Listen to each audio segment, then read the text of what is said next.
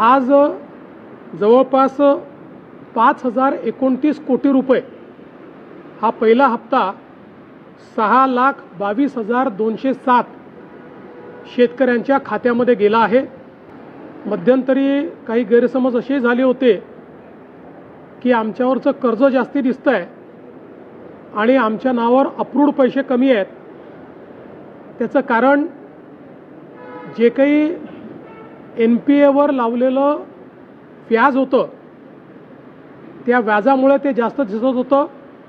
बँकांनी ते व्याज रद्द केल्यामुळे आता अकाउंटमधले पैसे आणि शासनाने त्यांच्या अकाउंटला भरलेले पैसे म्हणजे कर्जाचे पैसे अकाउंटमधले आणि शासनाने भरलेले पैसे हे सारखे असल्यामुळे ही अकाउंट नील झालेली आहेत। आता रोज मोठ्या प्रमाणात ही अकाउंट्स येत आहेत। अशी व्यवस्था केलेली आहे की जसे जसे अकाउंट्स येतील ऑथेंटिकेट होतील तसं तसं त्या खात्यांमध्ये पैसे जातील। अजूनही म्हणजे जवळपास हे 18-19 लाख अकाउंट जे आहेत याची प्रोसेस चालली आहे। 12 लाख अकाउंट जे आहेत हे बँकांना परत पाठवलेले आहेत कारण बँकांनी त्यात चुका केलेल्या आहेत। बँकांनी हे सांगितलं आहे की साधारणपणे आठवड्याभरामध्ये तेही अकाउंट सुधारून आम्ही परत करू। त्यामुळे मला असं वाटतं की आता हे जे काही सगळे अकाउंट्स आहेत हे सगळे क्लिअर होऊन आणि त्याच्यामध्ये पैसे टाकण्याची सुरुवात झालेली आहे। पुढच्या काळामध्ये सगळे जेवढे अकाउंट्स ऑथेंटिकेट होतील त्या सगळ्या अकाउंट्समध्ये पैसे टाकून आपल्या शेतकऱ्यांना कर्जमाफीचा पूर्ण जो काही बेनिफिट आहे हे आपण त्या ठिकाणी देणार आहोत। आता रोज जसे जसे अकाउंट येतील तसे तसे पैसे भरले जातील। सुरुवातीच्या पहिल्या टप्प्याला याकरता वेळ लागला की आपण हे ठरवलं होतं की याद्या ग्रामपंचायतपर्यंत जातील, त्या ठिकाणी याद्यांचं वाचन होईल, लोकांना हे समजलं पाहिजे आणि मग लोकांनी फक्त आपलं आधार ऑथेंटिकेशन करायचं आहे। ते आता खूप जोरात चाललेलं आहे। शेतकरी मोठ्या प्रमाणात ते करतात। ते झाल्याबरोबर आमच्याकडे जसं अकाउंट येतो तसं आम्ही पैसे भरणं सुरू करतो। बघा 1 महिन्याभरात झालं पाहिजे पण त्यात आपला जुना जो साधारणपणे अनुभव आहे त्याच्यामध्ये 80% काम एका महिन्यात होतं।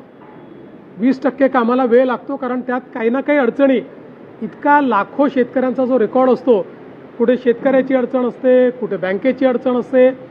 काही ठिकाणी आता अशाही केसेस आहेत की वडिलांच्या नावाने कर्ज आहे, वडील गेले आहेत, मग ते म्युटेशन करून ते कर्ज त्या ठिकाणी आपल्याला रद्द करायचं आहे। अशा कागदपत्राच्या पूर्तता चालत असतात पण 80% काम मात्र वेळेत होतं।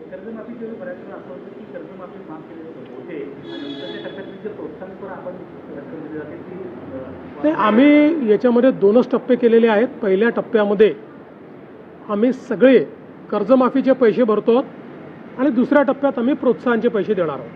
दुसरं कर्ज मिळण्यासाठी शेतकऱ्यांना अडचण येणार नाही असं म्हणायचं? बिलकुल अडचण येणार नाही। सगळ्या बँकांनी सांगितलं आहे। काही अशाही पद्धतीनं अफवा पसरवल्या जात आहेत की OTS झाला आहे त्यामुळे सिबिल तुम्हाला लागेल, असं कुठेही नाही। यात कुठलंही OTS नाही आहे। फक्त लावलेलं जास्तीचं व्याज हे रद्द केलेलं आहे, बाकी पूर्ण पैसे सरकार भरते। त्यामुळे कुठल्याही शेतकऱ्यावर सिबिलची अट लागणार नाही आहे।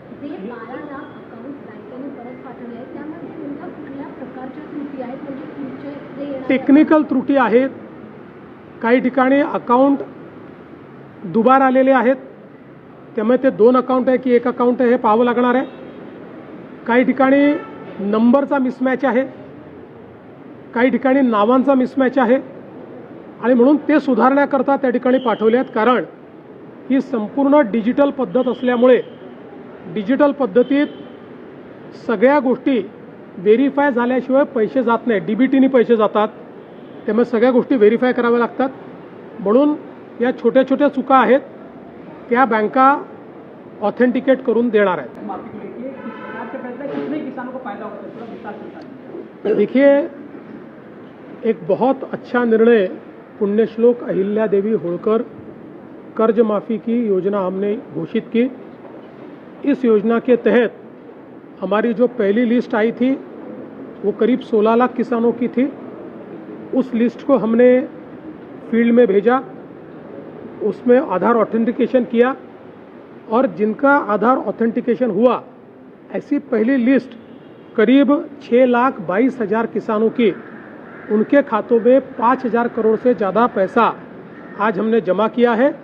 और कल से जैसे जैसे आधार ऑथेंटिकेशन होते जाएगा वैसे वैसे किसानों के खातों में पैसा जाएगा। सभी किसानों को कर्ज माफ़ी का फ़ायदा मिले, इस प्रकार का हमारा प्रयास है। देखिए, कितने किस्तों में नहीं, जैसा जैसा हमारे पास ऑथेंटिकेशन होगा, हमारी तैयारी पूरी है। एक दिन में डेटा आया तो हम एक दिन में पैसा देंगे, लेकिन उसमें हर किसान को आधार ऑथेंटिकेशन करना पड़ता है।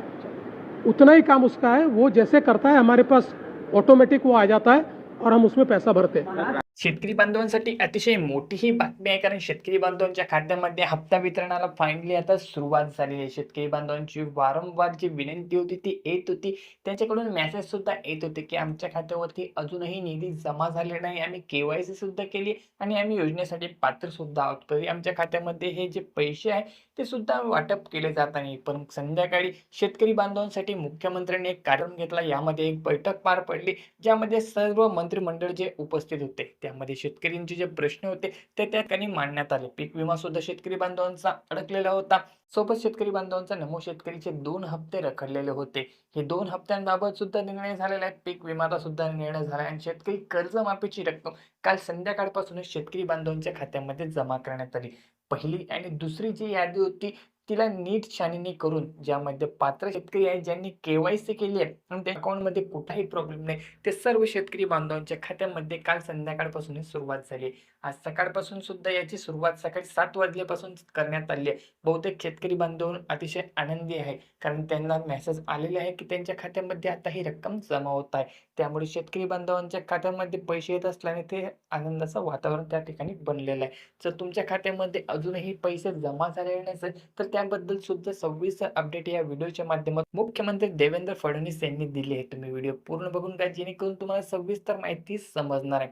तुमच्या या यादीमध्ये नाव नसेल किंवा तुम्हाला कुठल्याही प्रकारचे प्रॉब्लेम येत असेल, समस्या येत असेल, ज्या कारणाने तुमच्या खात्यावरती पैसे जमा होत नसेल, किंवा तुमचं यादीमध्येच नाव नाहीये, यादीमध्ये नाव असून सुद्धा काही तांत्रिक अडचणी येत असेल, ज्यामध्ये तुमचा ॲग्री टॅग नंबर चुकीचा आहे किंवा तुमचा अकाउंट नंबर किंवा आधार नंबर चुकीचा त्या ठिकाणी दाखवत असेल, तर त्यासाठी एक नवीन दुरुस्ती करण्यात आली आहे। यामध्ये तुम्हाला सहकार विभागाकडे जाऊन तिथे काही डॉक्युमेंट सबमिट करून त्यानंतर तुमचं यादीमध्ये पुन्हा एकदा नाव समाविष्ट केले जाणार आहे। तुमची जी चुका त्यामध्ये झालेल्या आहेत ती दुरुस्ती करून तुमच्या खात्यावरती केवायसी केल्यानंतर लगेच रक्कम ही टाकली जात आहे। जर तुम्हाला नवीन कर्ज हवे असेल, कर्जमाफी होताच तुमच्या खात्यामध्ये नवीन कर्जाची रक्कम सुद्धा जमा केली जात आहे। स्वतः मुख्यमंत्र्यांनी याचे आदेश दिलेले आहे की तुम्हाला जर नवीन कर्ज पाहिजे असेल तर तुमच्या खात्यावरती जमा केलं जाणार आहे। तुम्हाला कुठल्याही प्रकारचा प्रॉब्लेम आता होणार नाही। कर्जमाफीला थोडा उशीर झाला, परंतु शेतकऱ्यांच्या भल्यासाठी हा उशीर झाला असं सुद्धा त्यांनी सांगितलेलं आहे। नमोचा हप्ता पाहिजे असेल आणि त्याची अपडेट अजूनही तुम्हाला भेटली नसेल तर व्हिडिओच्या माध्यमातून तुम्हाला ही संपूर्ण अपडेट भेटलेली आहे। नमोचा हप्ता सुद्धा जमा होत आहे, त्यामुळे तुम्ही कुठल्याही प्रकारे टेन्शन घेऊ नका।